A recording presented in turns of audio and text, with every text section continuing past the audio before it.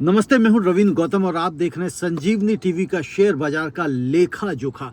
आज दोस्तों तारीख है 21 और दिन है शुक्रवार और आज सप्ताह का आखिरी कारोबारी दिन था शेयर बाजार के लिए। और शेयर बाजार ने आज वही किया जो हम लोगों ने सुबह डिस्कस किया था। जैसा मैंने कहा कि कल जो मैंने डिस्कस किया था उसका उल्टा हो गया था और उसका कारण भी बताया कि ये क्यों हो गया था। तो कल एक जो पैरामीटर था जो छूट गया था, जिसकी वजह से मार्केट की जो एनालिसिस थी वो मेरे एनालिसिस के विपरीत चली गई थी, लेकिन आज ऐसा कुछ भी नहीं हुआ है।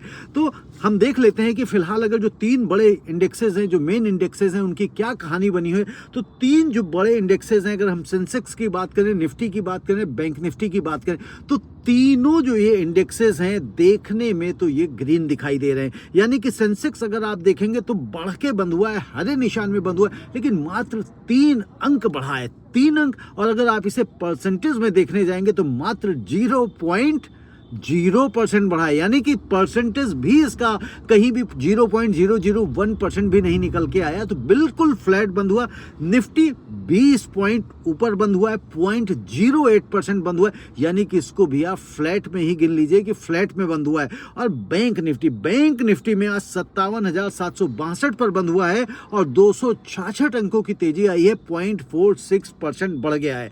जी हाँ, यानी कि बैंक निफ्टी में आज हमको अच्छी तेजी दिखाई दी, जिसको आप तेजी कह सकते हैं, नोटिस कर सकते हैं। अब इसके बाद हम देखें मिड कैप और स्मॉल कैप। हमने पीछे कई बार देखा था कि मिड कैप और स्मॉल कैप नॉर्मली ये साथ साथ चलते हैं, लेकिन पिछली सप्ताह अगर आप देखेंगे तो ये अलग अलग चल रहे थे। मिड कैप बढ़ रहा था तो स्मॉल कैप गिर रहा था, स्मॉल कैप गिर रहा था तो मिड कैप बढ़ रहा था। यानी कि अलग दिशा में चल रहे थे, दोनों में अपना कहते हैं ना सामंजस्य नहीं बन रहा था। वो कहते ना मियाँ बीबी रूठ गए थे, तो इस तरह से चल रहे थे। वो कहती मैं आइसक्रीम खाऊंगी, ये भाई साहब कहते थे मैं कॉफी पीऊंगा। तो अलग अलग दुकानों पे अपना कारोबार कर रहे थे, शौक पूरा कर रहे थे। लेकिन आज दोनों मिलकर साथ साथ आइसक्रीम खा रहे हैं, साथ साथ कॉफी पी रहे हैं। यानी कि मिड कैप और स्मॉल कैप भी हरे निशान में बंद हुए हैं।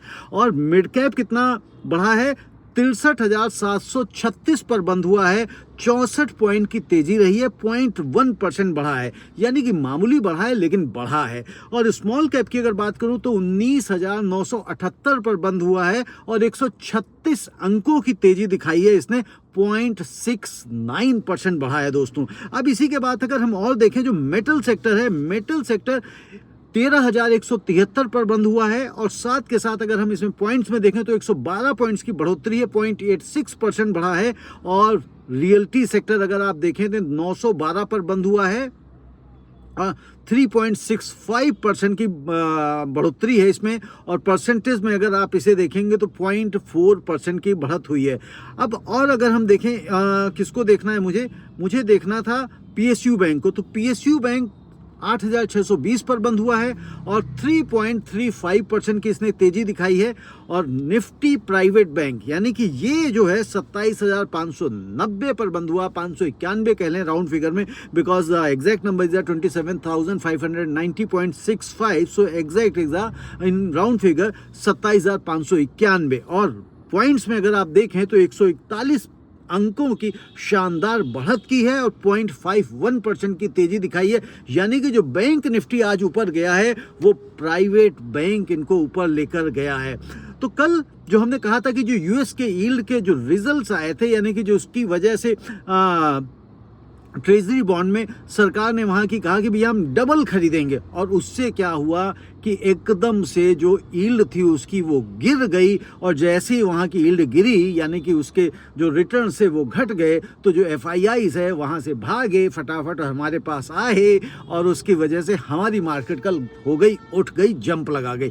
लेकिन क्रूड ऑयल भी कल $94 के पार था, लेकिन उसके बावजूद हमारी मार्केट उठी, जबकि कल की संभावना थी मार्केट गिरेगी। यही एक पॉइंट था जो मैंने कल मिस किया था और जिसकी वजह से सारा एनालिसिस उल्टा हो गया था। तो हमेशा कहता हूं कि जब भी आप मार्केट को एनालाइज करें, सारे फैक्टर्स हमारे सामने होने चाहिए, बट कल नहीं हुए थे। कोई बात नहीं, हो जाता है। और ये मैं हमेशा कहता हूं कि मेरा विश्लेषण जो है, जितने फैक्टर्स मेरे सामने आ रहे हैं उनके आधार पर मैं कर रहा हूं। अगर गलती से कभी कोई छूट गया तो उससे उल्टा भी हो, ये मैं पहले कहा कर रहा था, रोज कहता हूं, और कल ये चीज सच्चाई आपके सामने दिखाई दी। अब दोस्तों अगर हम बात करें कि इतनी ज़्यादा तेजी है ओवरऑल अगर हम देखें। लेकिन अगर हम यहाँ पर ये भी देखें कि भाई एडवांस डिक्लाइन रेशियो क्या है, तो अगर आप एडवांस डिक्लाइन रेशियो देखें तो एडवांस डिक्लाइन रेशियो हमारा क्या कह रहा है, तो एडवांस डिक्लाइन रेशियो दोस्त बड़ा मज़ेदार है।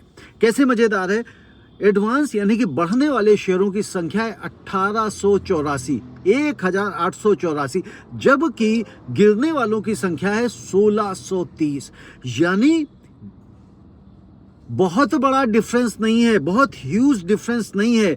यानी कि हम ये देखें तो 184 और कितना हुआ, ये लगभग 200 शेयरों का डिफरेंस, यहाँ पे हमें 250 शेयरों का डिफरेंस देखने को मिल रहा है। ये नहीं कि 500, 700, 800, 1000 शेयर। कल अगर हमने ये देखा था तो एक जो गिरा था उसके मुकाबले में 1.5 शेयर बढ़े थे। तो कल का जो था हमारी तेजी वो ब्रॉड थी, लेकिन आज की तेजी जो है ब्रॉड नहीं है, बहुत ही कहते हैं ना गुत्थम गुत्था होके चल रहे थे। लेकिन ओवरऑल आज हम मार्केट में तेज रहा। अब अगर हम ये देखें कि आज के टॉप 5 गेनर्स कौन से रहे, तो टॉप 5 गेनर्स की अगर हम बात करें तो पावर ग्रिड बंद हुआ है 264 रुपये 60 पैसे पर, 276 रुपये पर बंद हुआ है। और HDFC लाइफ देखें तो 542 पर बंद हुआ है।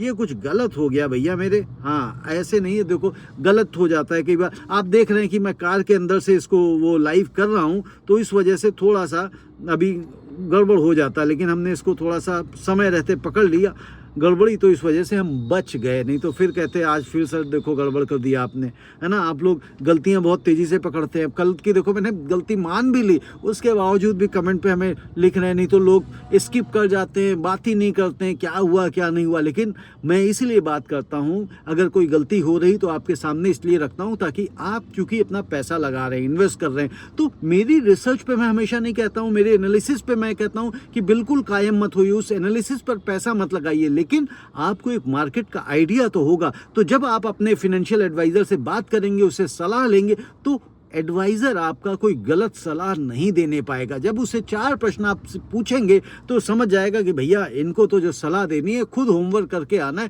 फिर सलाह देनी है, ऐसे नहीं कुछ भी इनको दे दूंगा तो वो नहीं चलेगा। तो इसलिए आपके लिए ये शेयर बाजार का प्रोग्राम लेखा जोखा देखना जरूरी है, और मैं चाहता हूँ कि मैं अपने एनालिसिस में भी पूरी ईमानदारी बरतूँ और आप भी इसको पूरी शिद्दत के साथ सुना करें, देखा करें, समझा करें। और जहां भी आपको लगे कि कुछ चीज़ें ऊपर नीचे हो रही तो मुझसे डिस्कस जरूर कर लें कमेंट में। लगभग मैं सुबह लाइव में हर व्यक्ति के कमेंट्स पढ़ता हूं, हर व्यक्ति के कमेंट देखता हूं, सबके कमेंट्स के जवाब देखता हूं। सिर्फ एक चीज़ नहीं करता हूं कि सुबह सुबह मैं किसी भी स्पेसिफिक शेयर को मैं डिस्कस नहीं करता हूं, उसको एनालाइज नहीं करता हूं, क्योंकि समय नहीं होता। खैर आगे बढ़ते हैं। तो पावर ग्रिड की जो मैं बात कर रहा था, तो पावर ग्रिड बंद हुआ है 272 रुपये 40 पैसे पे और 2.87% की तेजी है। HDFC लाइफ बंद हुआ है 554 रुपये 80 पैसे पे, 2.36% की तेजी है। कोटक बैंक 402 रुपये 80 पैसे पे बंद हुआ है, 1.37% की तेजी है। और नेस्ले इंडिया बंद हुआ है 1477 रुपये 10 पैसे पे, 1.31% की तेजी है। और इसी के साथ बेल यानी कि भारत इलेक्ट्रॉनिक्स लिमिटेड 414 रुपये पर बंद हुआ है, 1.12% की तेजी है। तो पांचों आपने देखे जो टॉप 5 गेनर्स हैं आज हमारे, अलग अलग सेक्टर से आ रहे हैं। ऐसा नहीं है कि सब एक ही जगह के आ गए, IT के सारे आ गए।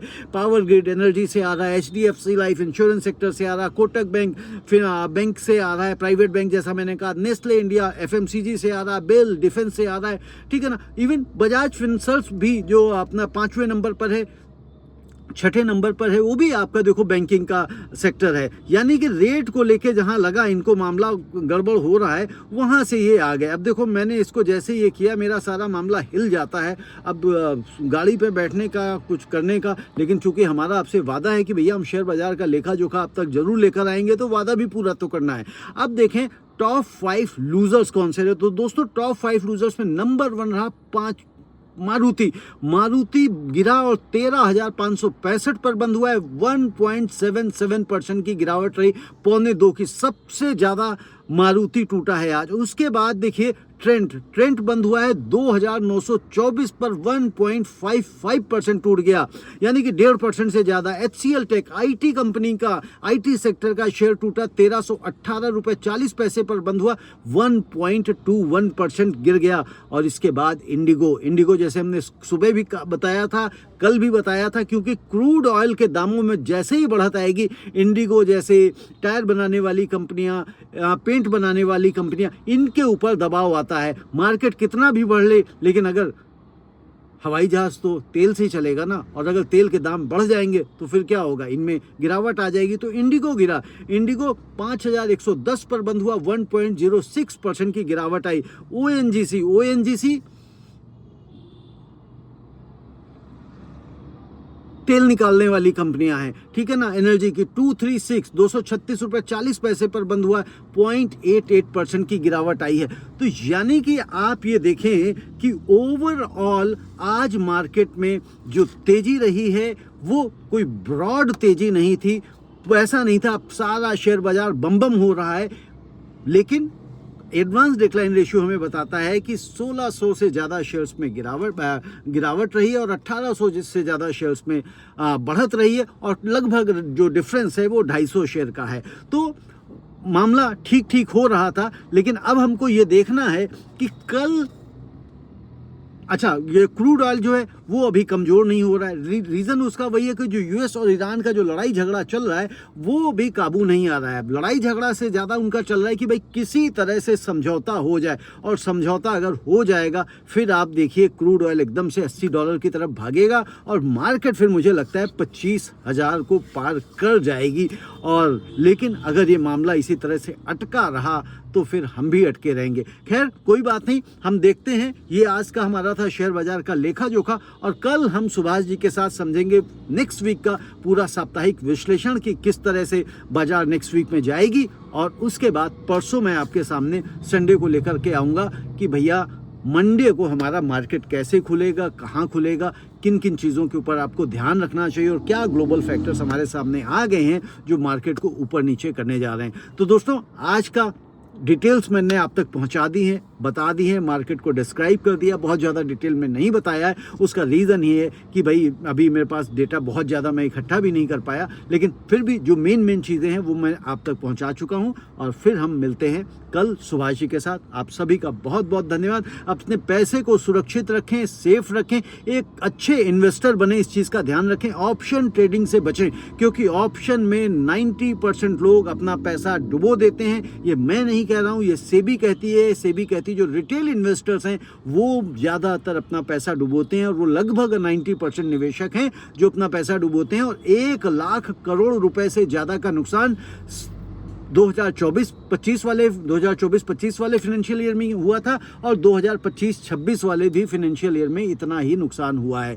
तो अपने पैसे को सुरक्षित रखें। जब आपका पैसा बचेगा तो ही वो पैसा आगे बढ़ेगा, क्योंकि अगर पैसा डूब जाएगा फिर वो कैसे आप उसमें ग्रो करेंगे।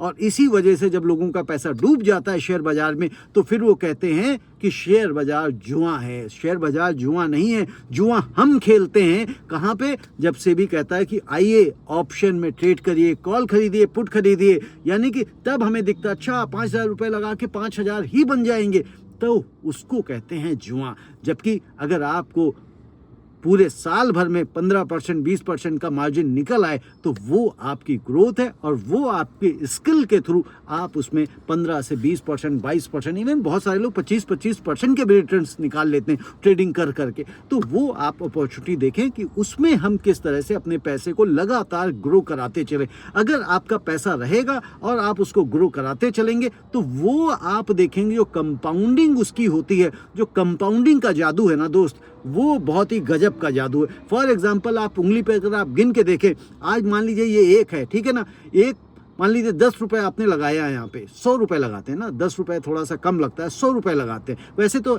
1 ही रुपए लगाते हैं, 10 भी क्यों लगाते हैं, है ना। एग्जाम्पल दिखा रहा हूँ, 1 रुपए अगर आपने लगाया, 1 को अगर डबल करेंगे दूसरे दिन 2 रुपए हो गए, 2 को तीसरे दिन अगर डबल करेंगे कितने हो गए, हम दोगुने कर रहे हैं डेली, ठीक है ना, 4 रुपए हो गए। चौथे दिन अगर करेंगे 8 हो गए, 5वें दिन करेंगे 16 हो गए, 6ठे दिन करेंगे 32 हो गए, 7वें दिन करेंगे 64 हो गए, 8वें दिन करेंगे 128 हो गए, 9वें दिन करेंगे 256 हो गए, 10वें दिन करेंगे 512 हो गए, और 11वें दिन करेंगे तो 1024 हो गए, और 12वें दिन करेंगे तो 2048 रुपये हो गए, यानी कि 1 रुपये आपका 12 दिन के अंदर ही 2048 हो गया। तो जो लोग ऑप्शन में ट्रेड करते हैं उनको लगता है कि आज पैसा डबल हो गया, कल इसका भी डबल हो जाएगा। तो आप सोचो, अगर कोई 1000 रुपये लगाएगा तो वो कहाँ हो जाएगा 1 रुपये की जगह, जब 2000 हो रहे हैं तो उसके तो बल्ले बल्ले हो जाएगी। तो इसलिए जुआ मत खेलें, निवेश करें और हर महीने आपको जो मिलता रहे। लॉन्ग टर्म का अगर इन्वेस्टमेंट रखते हैं तो आपको ज़रूर ग्रोथ मिलेगी और पैसा बनेगा। आप सभी का बहुत बहुत धन्यवाद। नमस्ते।